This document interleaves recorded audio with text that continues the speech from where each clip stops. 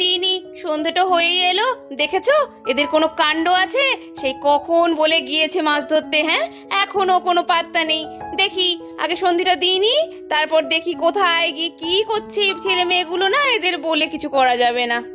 যাই, দূরে জলটা তো দিইনি, তারপর প্রদীপটা দিয়ে দেবো। এবার তুলসী তলায় প্রদীপটা দিয়ে দিয়ে আগে তারপরে যাব ওদের ডাকতে। ভালো লাগে না আমার বাবা, কত দিকে যে ঠেকাতে হয় না।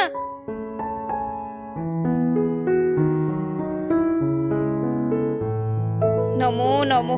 ঠাকুর, সবকিছু ভালো করো, সবার যেন মঙ্গল হয়। পরীকে ভালো রেখো ঠাকুর, সমস্ত আপদ বিপদ থেকে ওকে রক্ষা করো।